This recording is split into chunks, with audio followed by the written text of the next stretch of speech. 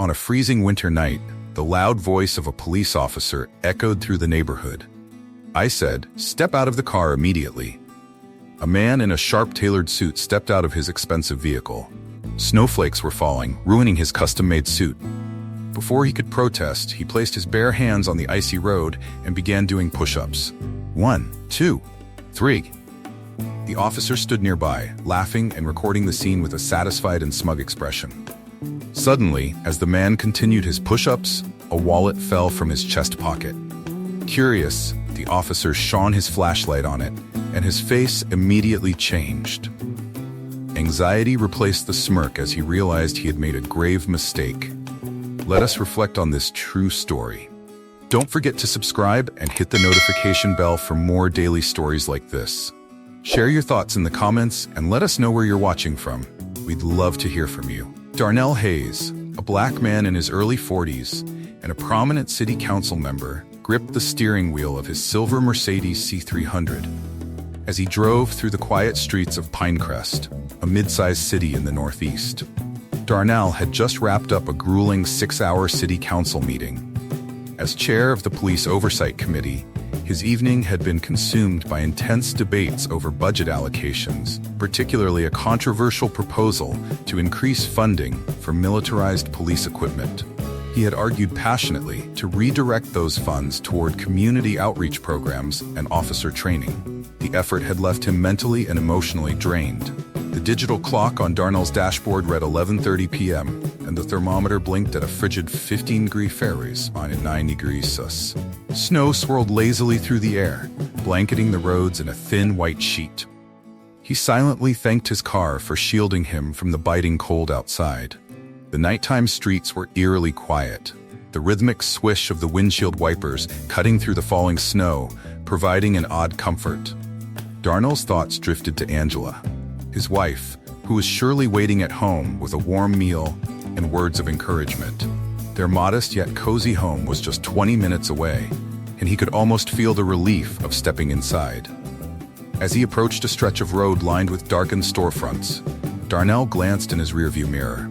Flashing red and blue lights pierced the peaceful darkness. His expression fell as a patrol car appeared behind him, sirens blaring. Darnell's intuition told him trouble was ahead, but he forced himself to stay calm. Obeying the signal to pull over, he stopped under a yellow street lamp. The freezing air outside seemed to seep into his thoughts, clouding them. Taking a slow breath, he glanced at the dashboard, confirming his speedometer wasn't over the limit. His car was in pristine condition, freshly serviced just last week. There was no reason for him to be stopped, or at least none that he could think of. Adjusting his rearview mirror, Darnell watched the officer approaching. Their flashlight cut through the falling snow, the beam reflecting off the mirror and into his eyes. Sitting upright in his seat, his heart beat steadily, his senses on high alert. As a black man, he was all too familiar with how these situations could escalate, even when he did everything by the book. The first officer arrived, his stocky frame illuminated by the street lamp. He knocked on the driver's side window with his knuckles, his name tag reading Officer Bradley. His tone carried the authority of someone accustomed to being obeyed. "License and registration," Bradley demanded, skipping any formal greeting. "Good evening, officer," Darnell replied calmly, his hands busy retrieving his wallet. His father, a retired police officer, had taught him how to handle encounters like this. Comply and avoid confrontation, as resistance could escalate things dangerously. "May I ask why I'm being stopped?" Darnell added as he handed over his documents. Bradley didn't respond immediately, scrutinizing Darnell's license with a hawk's eye. The second officer, Reynolds, stood near the passenger side, his expression severe as his flashlight scanned the interior. "Your taillight's out," Bradley finally said, his tone confident. Darnell frowned. "I'm sorry, officer, but that's not correct. I just had my car serviced last week and—" "Are you calling me a liar?" Bradley interrupted, his voice suddenly louder. He stepped back, adjusting his belt in a way that made the holstered gun at his hip more visible, a deliberate, intimidating gesture. "Not at all, sir," Darnell replied carefully. "I'm simply suggesting there might be a misunderstanding." Reynolds, still peering into the car, chimed in. "This is a nice car for this area. What are you doing out here so late?" Darnell turned slightly to meet the officer's gaze, his brow furrowing. "I'm heading home after work. Is that a problem?" Reynolds chuckled, his tone dripping with sarcasm. "Working this late, huh? Must be busy." Darnell hesitated, feeling the tension rise. Bradley leaned closer to the window, his breath fogging the glass. "Step out of the car." Darnell blinked, his stomach tightening. "Is that necessary, officer? It's freezing outside and I haven't done anything wrong." "I said, step out of the car immediately," Bradley repeated, his voice louder and more commanding. Darnell took a deep breath, his mind racing. He had the right to refuse, but refusing could make things worse. After a moment of frustrated pause, he unbuckled his seatbelt and opened the door. The icy wind hit him instantly, snowflakes clinging to his tailored suit as he stepped onto the slippery sidewalk. "Keep your hands where I can see them," Reynolds ordered, shining his flashlight directly into Darnell's face. Darnell complied, raising his hand slightly. His fingers were already beginning to go numb, the cold biting into his bare skin. Bradley slowly circled around Darnell as if inspecting a criminal, his boots crunching on the snow. After a deliberate pause, Bradley spoke. "Driving with a broken taillight is illegal, my friend." "It's not broken," Darnell said firmly. "Excuse me?" Bradley's tone turned icy. Darnell took a small step forward, meeting the officer's gaze directly. "I said, my taillight isn't broken. If you check it, you'll see it's working perfectly." The street grew even quieter, the snow muffling the distant sounds of traffic. A few windows in nearby buildings glowed faintly. Bradley's lips pressed into a thin line. "All right, you think you're above the law, huh? Drop down and give me 20 push-ups." Darnell froze, the words hanging in the air like the snowflakes falling around him. "With all due respect, officer, did you just say what I think you said?" "You heard me," Bradley replied, his smirk returning. 20 push-ups, right here, right now." Darnell's chest tightened, the cold forgotten in the storm of anger rising within him. "That's not standard procedure for a traffic stop," he said, his voice steady but controlled. Bradley stepped closer, his hand resting on his taser. "Are you refusing a lawful order from an officer of the law?" Reynolds snickered behind him, pulling out his phone. "You better do it. You don't want to make this worse for yourself." Darnell glanced at the ground, the icy pavement glistening under the street lamp. His mind raced as he weighed his options. Around him, more lights turned on in nearby buildings, and shadows shifted as residents looked outside to investigate the commotion.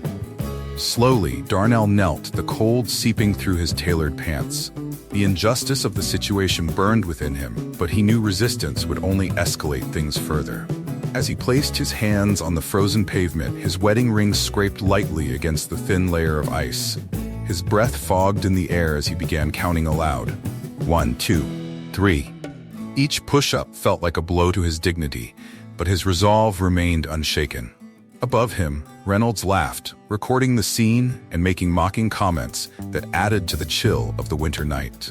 The absurd spectacle of 2 officers and a man doing push-ups in the middle of the night was recorded by more than just Reynolds.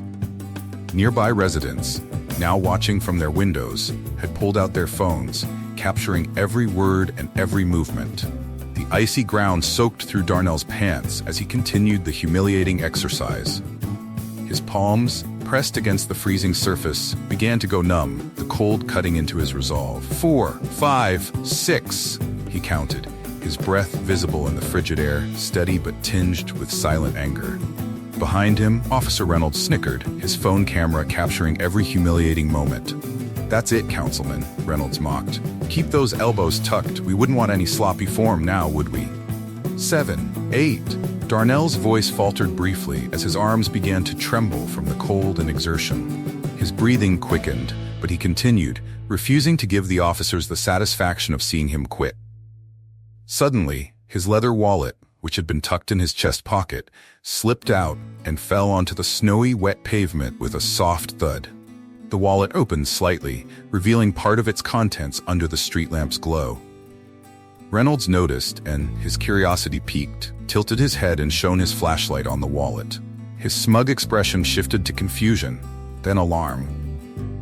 Bradley," he said, his voice now quieter. "You might want to take a look at this." Bradley stopped in his tracks and crouched beside the wallet, his gloved fingers carefully picking it up.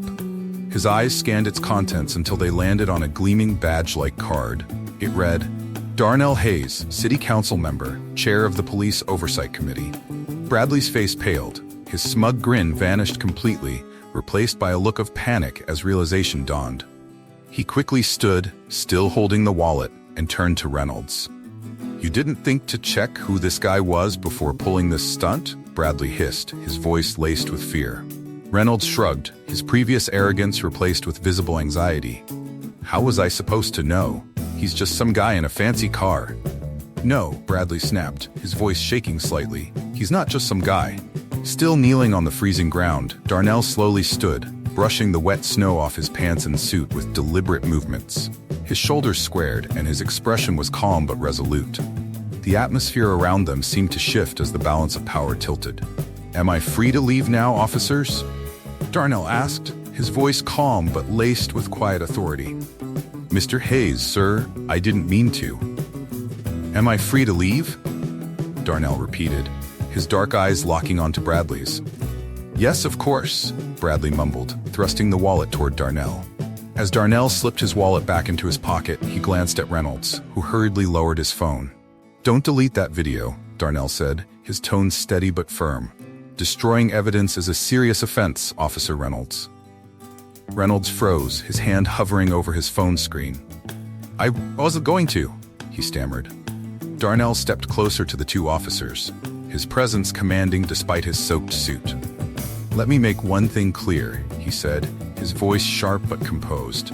I will not tolerate any abuse of power, especially not in this city, and certainly not from officers who have sworn to protect it. Bradley opened his mouth to respond, but Darnell raised a hand, silencing him. By tomorrow morning, Darnell continued, I expect full, detailed reports on this incident.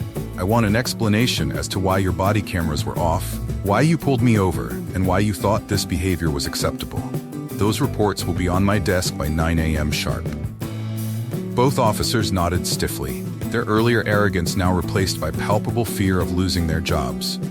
Good evening, gentlemen, Darnell said, his voice icy.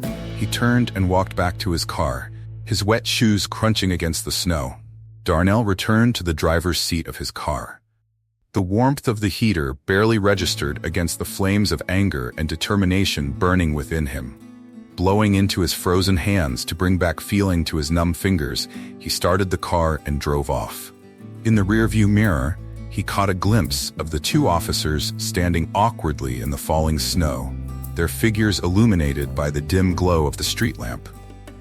As Darnell Hayes drove away from the scene, his grip on the steering wheel tightened. His suit was soaked, his hands scraped from the icy pavement, and his dignity bruised, but his resolve had never been stronger. On a dark, frigid night, filled with egregious missteps, the two officers stood under the faint glow of the street lamp, stiff and humiliated in the falling snow. They had been so confident, so brazen, until they realized who they were dealing with. Their shift in demeanor was almost laughable, but Darnell couldn't find humor in it. This wasn't just about him. It was about every citizen in the city who didn't have a city council badge in their wallet, every person who couldn't push back against such blatant abuse of power. As he turned onto his street, Darnell's phone buzzed on the passenger seat. It was Angela, his wife. He could imagine her worry as he explained what had happened. But not tonight. He needed time to process the events and prepare for what lay ahead. When he pulled into his driveway, Darnell sat in the car for a moment, his breath fogging the windows. The weight of the night's events pressed heavily on him. He had heard stories like this before, hundreds of them during his tenure on the Police Oversight Committee. He had listened as citizens described their fear, frustration, and helplessness, and now he truly understood. He stepped out of the car, the snow crunching beneath his feet as he walked to his front door. Angela greeted him with a concerned look, but before she could ask, he kissed her cheek and quietly said, "We'll talk in the morning, love." He ended the cold, tumultuous night with a hot shower and a late dinner by his wife's side, finding a brief moment of solace in her company. By 7 a.m., Darnell was seated at his desk, a steaming cup of coffee in hand.